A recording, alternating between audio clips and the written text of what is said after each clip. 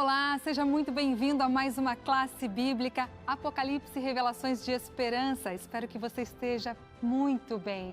Esse é o nosso encontro de número 12. E se você perdeu algum encontro, não desanime, não vá embora, por favor. Você pode ver os demais estudos e colocar tudo em dia no ntplay.com. Por agora, fique com a gente, porque o pastor Luiz Gonçalves vai mais uma vez ser usado por Deus para nos ensinar sobre esse livro da Bíblia cheio de revelações de Cristo para nós. Pastor Luiz, vem para cá, chega mais perto, tudo Obrigado. bem? Tudo bem, Darcy, e você? Graças a Deus. Gostei do Chega Mais Perto. Ah, então, eu colhi de alguém é isso, sabe? Você já está no esquema do Arena. Já estou no esquema do Arena, coisa Prazer boa. estar com você, Darcy. Prazer para nós. Olá, meu amigo, olá, minha amiga, bem-vindos à classe bíblica. Deus abençoe você e hoje o tema é muito especial. Prepare o seu coração. Por isso nós vamos orar por esse momento, né? Porque até para estudar a Bíblia, coisas espirituais se discernem espiritualmente. Temos que estudar, buscar a Deus primeiramente. Vamos orar? Vamos, claro. Vamos, você que está em casa, vamos orar com a gente. Querido Pai Celestial, obrigado por esse momento. Nós vamos agora abrir a Tua palavra, como falou a Darcy.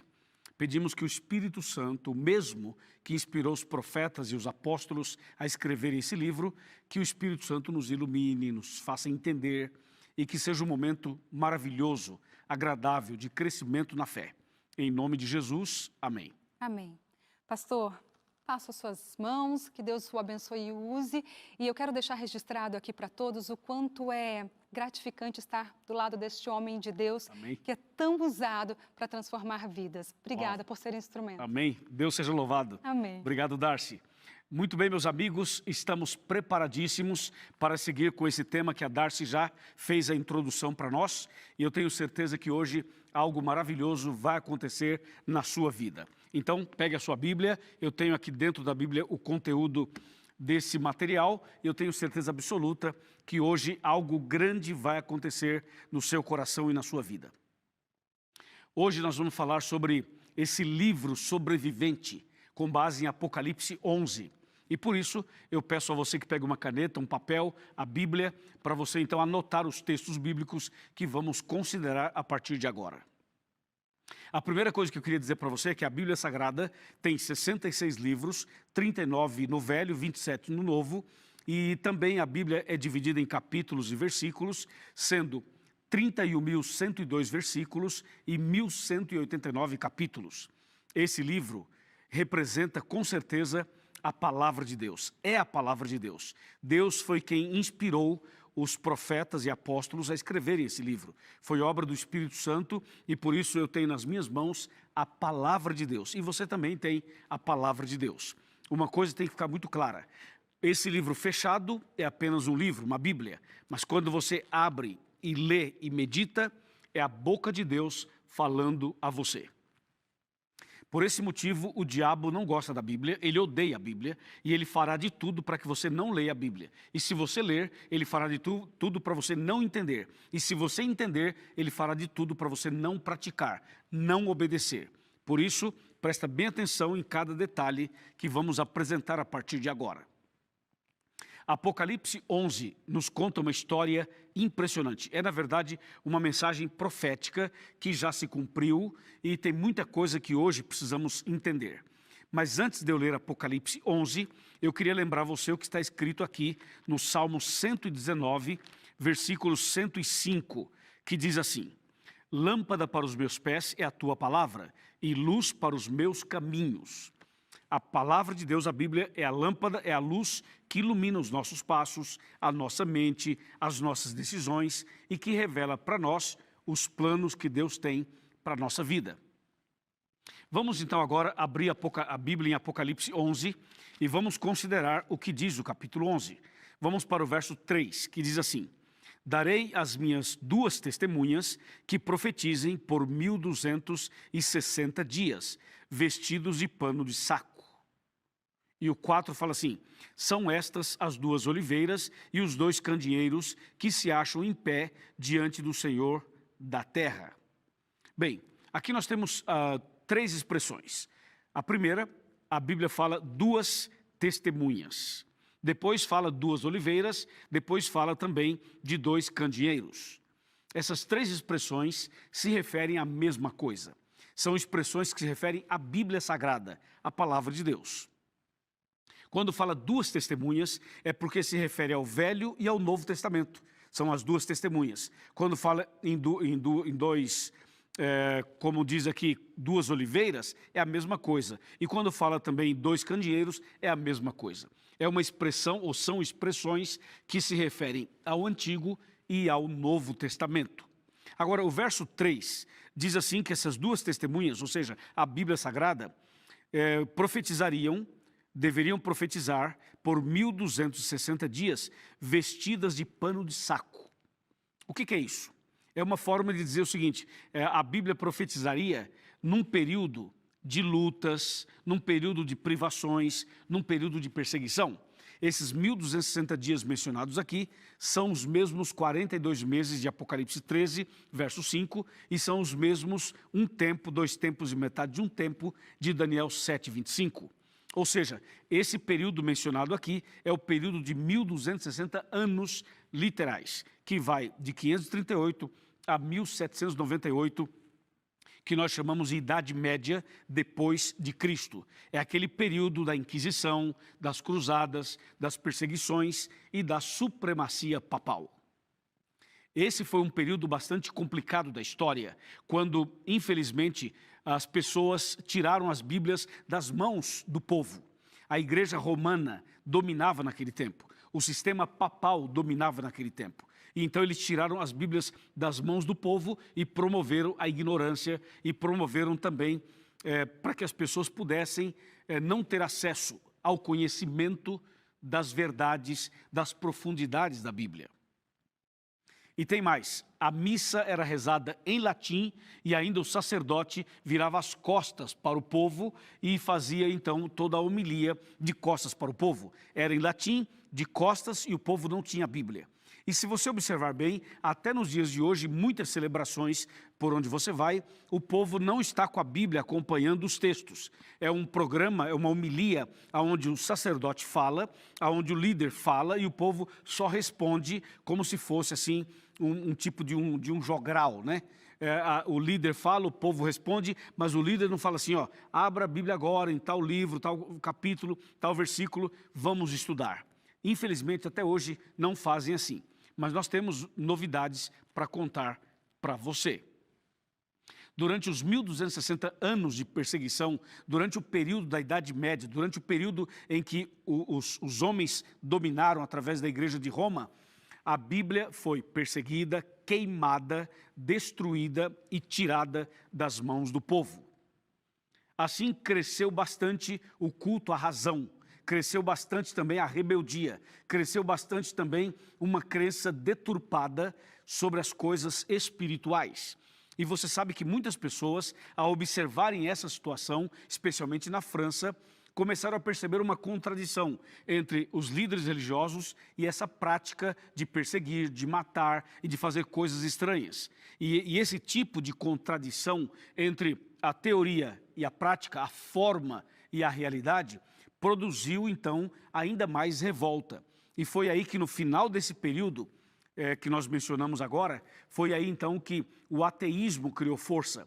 O ateísmo dominou e a França passou a ser a capital do ateísmo. E em 1798, quando o general Berthier, enviado por Napoleão Bonaparte, prendeu o Papa e depois o Papa acabou morrendo, então, no final desse período, então aí surge aí o famoso culto à razão, a famosa ênfase no paganismo, também no ateísmo e também em algumas filosofias que até hoje ainda existem. Em alguns lugares é mais forte, outros lugares menos forte, mas infelizmente isso acabou acontecendo. A Bíblia diz aqui em Apocalipse capítulo 11, versículo 6, que fala assim: elas têm autoridade para fechar o céu, para que não chova durante os dias em que profetizarem. Tem autoridade também sobre as águas, para convertê-las em sangue, bem como para ferir a terra com toda sorte de flagelos, tantas vezes quanto quiserem. mostrando o poder da palavra de Deus, mostrando o poder de Deus através da sua palavra. E quando você continua no capítulo 11 de Apocalipse, e o verso 11, fala assim: mas depois de 3 dias e meio, um espírito de vida, vindo da parte de Deus, neles penetrou, e eles se ergueram sobre os pés, e aqueles que os viram, sobreveio grande medo. E o verso 12 fala assim: e as 2 testemunhas ouviram grande voz vinda do céu, dizendo-lhes: subi para aqui, e subiram ao céu numa nuvem, e os seus inimigos a contemplaram. E o verso 13 fala: naquela hora houve grande terremoto, e ruiu a 10ª parte da cidade, e morreram. E nesse terremoto 7.000 pessoas, ao passo que as outras ficaram sobremodo aterrorizadas, e deram glória ao Deus dos céus. Essas expressões que acabei de ler é para mostrar o seguinte: primeiro, tem os 1260 anos de perseguição, de 538 a 1798. No finalzinho desse período, o Papa é preso e morto. E aí a França, ela adquire força e ela fortalece, então, o ateísmo. Aí vem os 3 dias e meio, como está mencionado aqui, que são 3 anos e meio literais, de acordo com a profecia. E o texto fala que depois desses 3 dias e meios proféticos, que são 3 anos e meio literais, diz que as 2 testemunhas, é como que um espírito de vida entrou nessas 2 testemunhas e elas foram erguidas. O que isso significa? Eu vou te contar agora.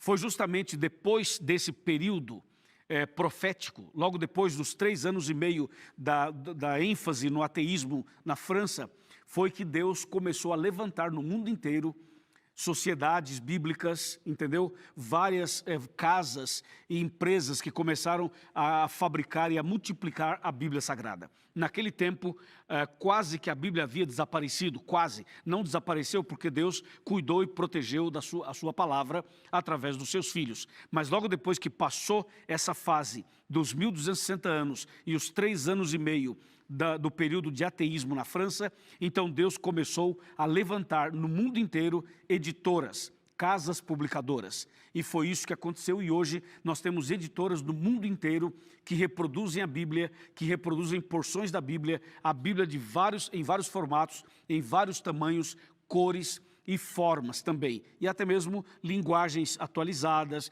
linguagens mais eruditas. Hoje a Bíblia está no mundo inteiro, espalhada em cada esquina, e eu tenho certeza que quase toda família da terra possui uma Bíblia. E se não possui, tem acesso a ela através da internet, através do eletrônico. Entendeu? Ou seja, Deus fez com que as 2 testemunhas, ou seja, a Bíblia, que durante um período muito difícil profetizou vestido de pano de saco, profetizou diante de forte perseguição, agora ela então se levanta, conforme diz o texto, e passa a profetizar em alto e bom som, sem nenhuma barreira.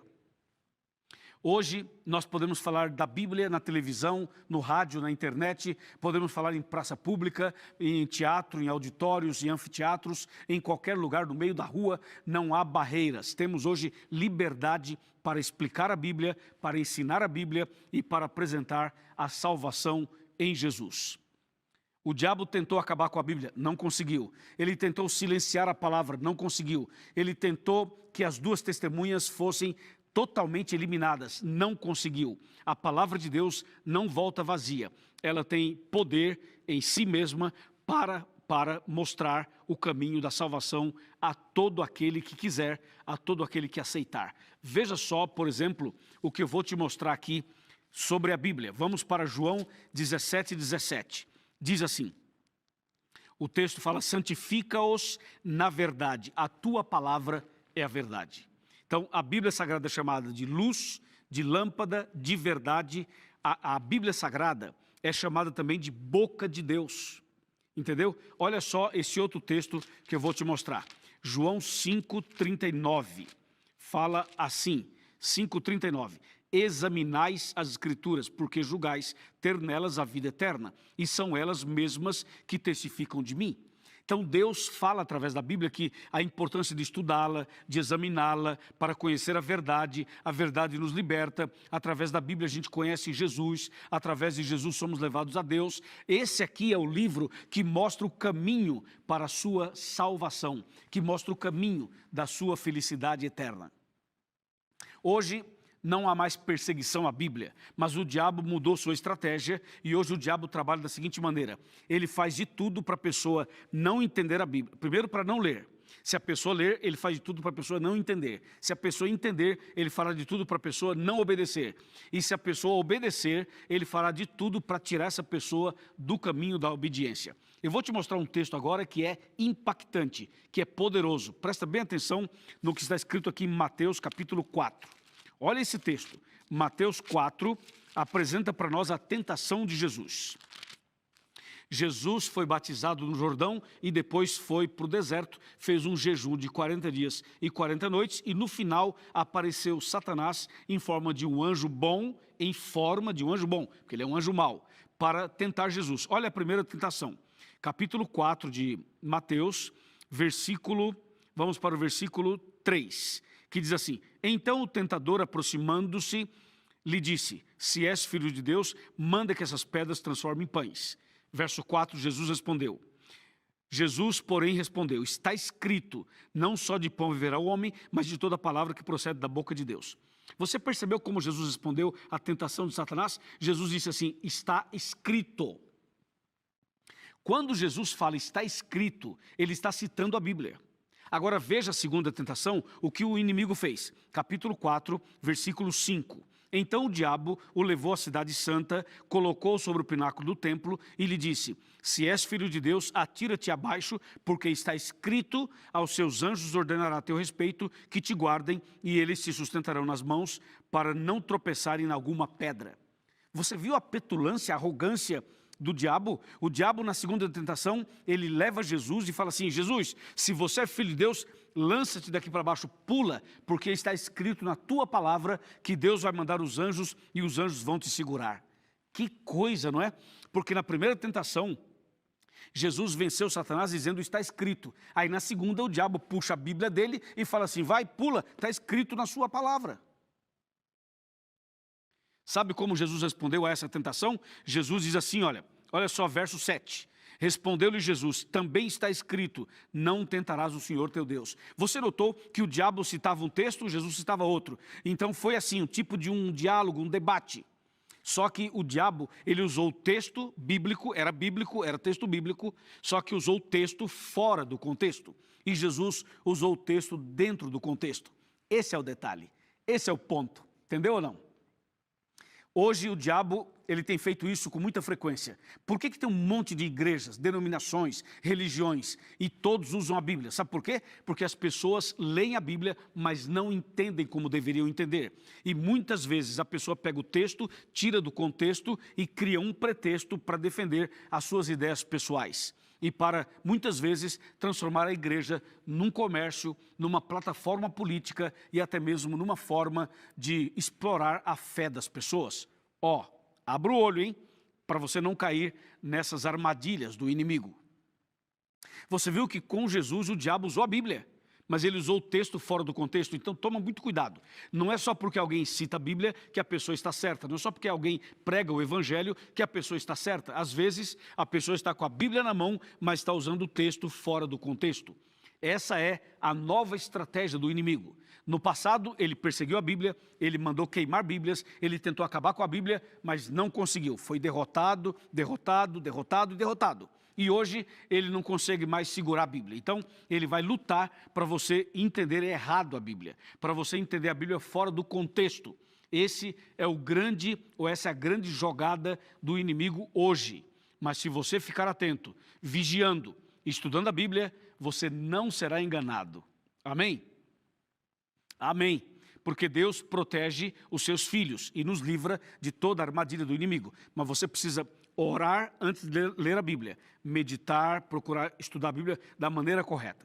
Se você não entende, procura alguém para te explicar. A Igreja Adventista está disponível para ajudar você, para explicar a Bíblia para você.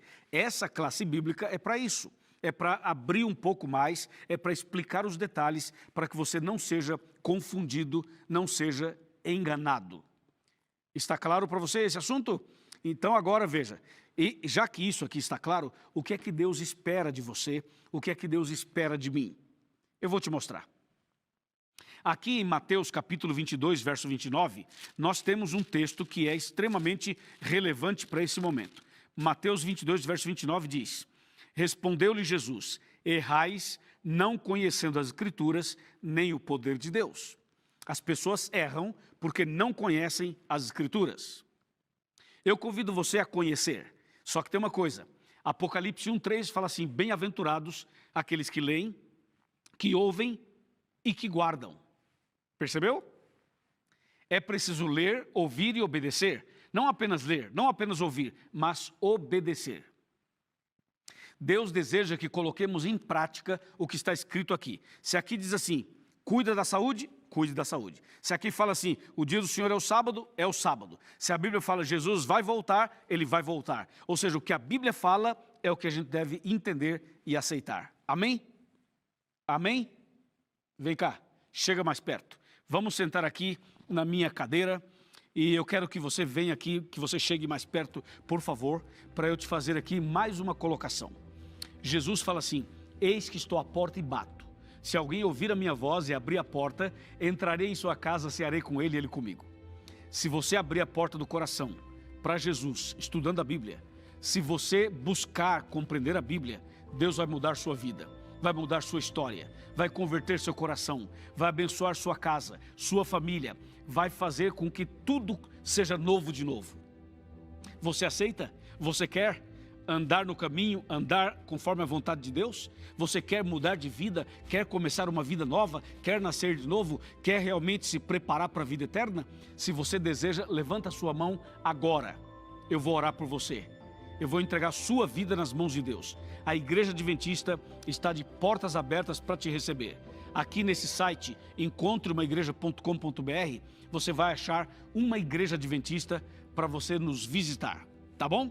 Eu vou orar por você agora e depois que eu terminar, eu peço a você que permaneça nas redes sociais. Nós vamos entrar ao vivo nas redes sociais e vamos conversar com você e ampliar as explicações da palavra de Deus. Combinado? Combinado. Que assim seja. Oremos. Querido Pai, nas tuas mãos eu entrego este homem, esta mulher, este jovem, esta criança, esta família. Que essa pessoa a partir de hoje seja uma nova criatura. Que o Evangelho ilumine a vida dela. Que o poder da tua palavra transforme o coração dela. E que um dia estejamos juntos nos céus. É o nosso pedido e gratidão. Em nome de Jesus, nosso Salvador. Amém.